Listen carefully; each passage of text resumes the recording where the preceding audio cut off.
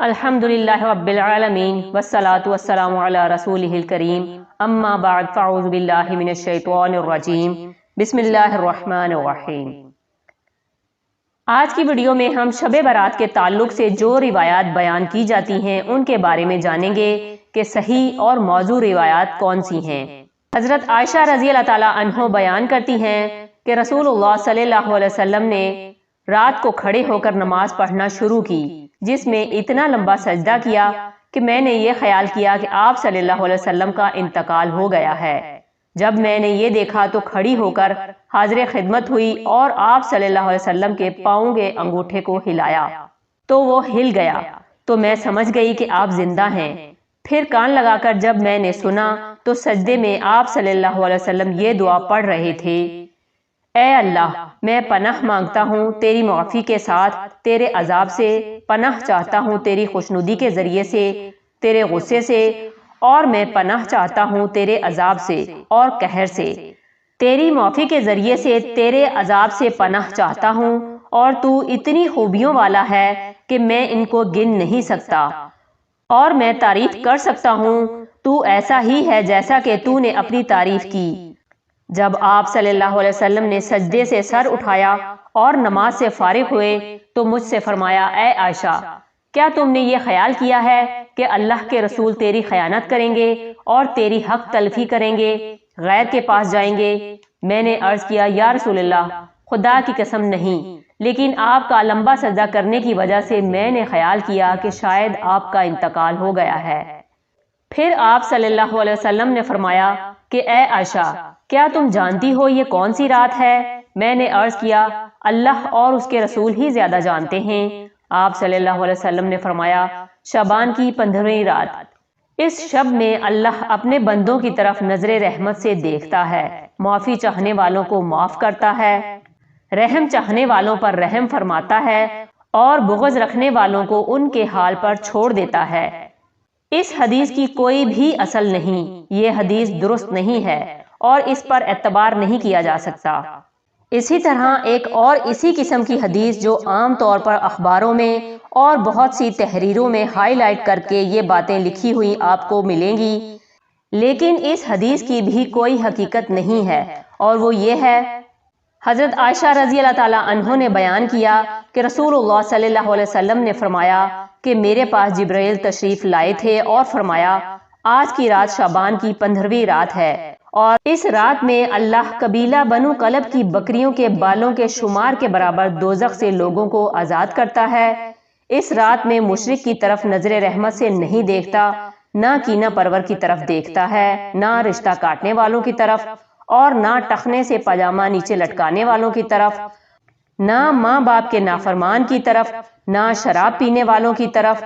تو اس کی بھی کوئی حقیقت نہیں ہے، یہ بھی ایک من گھڑت سی حدیث ہے، لیکن چونکہ یہ فضیلت کے باب میں ہے اس لیے عام طور پر لوگ بے دریغ روایت کرتے رہتے ہیں۔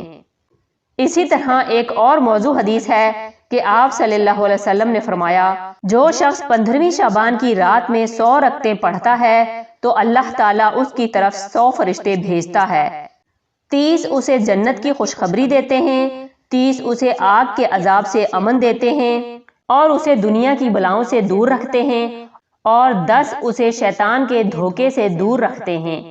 یہ حدیث بھی بالکل من گھڑت ہے اور ناقابل اعتبار ہے۔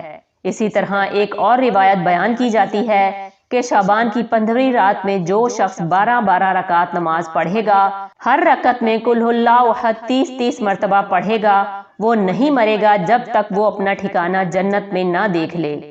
کیا یہ ممکن ہے کہ کوئی شخص جنت دنیا میں ہی دیکھ لے؟ ایک حدیث میں آتا ہے کہ وہ ایسی جگہ ہے کہ کسی آنکھ نے اسے دیکھا ہی نہیں، کوئی دماغ اس کا تصور ہی نہیں کر سکتا۔ یہ حدیث بھی من گڑت حدیث ہے اور ناقابل اعتبار، اور اس کی سفارش اس کے گھر کے 10 جہنمیوں کے بارے میں قبول کی جائے گی۔ آپ خود سوچیں ذرا اس کی حقیقت پر کہ ایک شخص ساری زندگی نماز پڑھتا ہے، صدقہ خیرات کرتا ہے، جھوٹ سے بچتا ہے، حرام سے بچتا ہے، اس کے بارے میں تو کوئی خوشخبری نہیں سنائی گئی، اور کہاں یہ کہ ایک شخص ایک رات میں کھڑے ہو کر ایک رکعت میں 30 دفعہ سورہ اخلاص پڑھ لے اور اس کے لیے اتنی بڑی بشارتیں کہ وہ دنیا میں ہی جنت دیکھ لے، اور 10 گھر والوں جن کے بارے میں جہنم کا فیصلہ ہو چکا ہے ان کو بچا لے، یہ بھی من گھڑت حدیث ہے۔ ایک اور موضوع حدیث ہے کہ شعبان کی 15ویں تاریخ کا روزہ 120 سال کے روزے کے برابر ہے۔ یہ بھی مشہور ہے، لیکن یہ بھی جھوٹ بات ہے۔ صحیح روایات سے جو ہمیں پتہ چلتا ہے شعبان کے بارے میں وہ یہ ہیں کہ اس مہینے میں روزوں کی فضیلت ہے، یعنی ایک برکت والا مہینہ ہے، رمضان کی ابتدا ہے، رمضان کی تیاری ہے، اور کثرت سے نفلی روزے رکھنے چاہیے۔ لیکن 15ویں شعبان کے بعد نفلی روزوں سے بھی روکا گیا ہے تاکہ رمضان کے لیے کمزوری نہ ہو اور رمضان کے روزے چھوٹنے کا اندیشہ نہ ہو۔ ایک آیت جو عام طور پر اس رات کے بارے میں قرآن پاک سے کوٹ کی جاتی ہے وہ سورہ دخان کی آیت ہے، جس کا ترجمہ ہے، بے شک ہم نے اسے برکت والی رات میں اتارا، بے شک ہم خبردار کرنے والے ہیں، سارے حکمت والے مضبوط فیصلے اس رات ہم کرتے ہیں، اور یہ تمام حکم ہماری طرف سے ہوتے ہیں، اور اے نبی ہم نے تمہیں رسول بنا کر بھیجا ہے۔ پہلی بات تو یہ کہ یہ آیات مکہ معظمہ میں نازل ہوئیں، واقعہ معراج سے قبل نازل ہوئیں۔ اس وقت 5 وقت نماز بھی فرض نہیں ہوئی تھی، روزے بھی 2 ہجری میں فرض ہوئے، اور مکہ میں بقی نام کا کوئی قبرستان تک نہ تھا، لہٰذا جو یہ بات مشہور کی گئی ہے کہ اس رات میں فیصلے ہوتے ہیں، اور حضور صلی اللہ علیہ وسلم سے ایک بہت بڑی روایت منسوب کی ہے کہ آپ صلی اللہ علیہ وسلم بقی والوں کے پاس رات کے وقت گئے اور وہاں پر آپ صلی اللہ علیہ وسلم نے ان کے لیے دعائے مغفرت کی، تو اس کی بھی کوئی حقیقت نہیں ہے۔ بات یہ ہے کہ سورہ دخان کی یہ آیتیں ہر جگہ 15 شعبان کے تعلق سے کوٹ کی جاتی ہیں، اور لوگوں کو اس آیت کے ریفرنس سے یہ بتایا جاتا ہے کہ یہ 15 شعبان ہے، حالانکہ اس آیت کا نزول مکہ میں ہوا اور مکہ میں معراج سے قبل۔ اور پھر اس آیت میں جو بات پتہ چلتی ہے وہ یہ ہے کہ اس مبارک رات میں قرآن پاک نازل کیا گیا۔ قرآن پاک ہی کی ایک اور آیت سے ہمیں پتہ چلتا ہے کہ قرآن پاک رمضان میں نازل ہوا ہے۔ سورہ بقرہ کی آیت میں ہے کہ رمضان وہ مہینہ ہے جس میں قرآن پاک نازل کیا گیا، پھر وہ رات شعبان میں کیسے آ گئی؟ اسی طرح سورہ قدر میں ہے، ترجمہ، بے شک ہم نے اس قرآن کو شب قدر میں اتارا، اور آپ کیا سمجھتے ہیں کہ شب قدر کیا ہے؟ شب قدر 1000 مہینوں سے بہتر ہے۔ اس رات فرشتے اور جبرائیل اپنے رب کے حکم سے خیر و برکت کے ہر امر کے ساتھ اترتے ہیں۔ یہ رات طلوع فجر تک سراسر سلامتی ہے۔ ہمیشہ سے اس آیت کی جو تفسیر کی جاتی ہے وہ یہ ہے کہ یہ لیلۃ القدر کے بارے میں ہے۔ لیلۃ القدر کیا شعبان میں ہوتی ہے یا رمضان میں؟ اور رمضان کی کون سی رات ہوتی ہے اس کے بارے میں تاکید سے نہیں بتایا گیا کہ کون سی رات ہے، صرف اتنا بتایا گیا ہے کہ آخری راتوں میں ہے۔ اور اس کی تفصیل ہمیں پتہ چلتی ہے کہ حدیث پاک میں ہے کہ ایک مرتبہ آپ صلی اللہ علیہ وسلم گھر سے باہر تشریف لائے، دیکھا کہ 2 شخص باہم جھگڑ رہے تھے۔ آپ صلی اللہ علیہ وسلم نے ان کی صلح فرمائی اور پھر فرمایا کہ میں تمہیں ایک خیر کی بات بتلانے نکلا تھا، مگر تم جھگڑ رہے تھے، اس لیے میں وہ بات بتانا بھول گیا۔ صرف اتنا یاد ہے کہ وہ بات یہ تھی کہ لیلۃ القدر کب ہے۔ وہ برکت والی رات رمضان المبارک کی آخری راتوں میں سے ایک تھی۔ اب تم اس کو 21، 23، 25، 27 اور 29 کی راتوں میں تلاش کرو۔ یہ بخاری کی روایت ہے۔ آپ صلی اللہ علیہ وسلم اس رات کو پانے کے لیے رمضان کے آخری عشرے کا اعتکاف فرمایا کرتے تھے۔ یہ بھی بخاری کی روایت ہے۔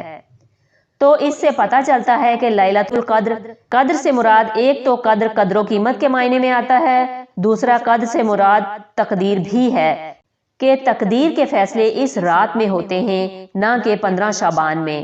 اور پھر سورہ دخان کی آیت کا مطلب یہ ہے کہ اس رات میں تقسیم کیے جاتے ہیں سب کام حکمت والے۔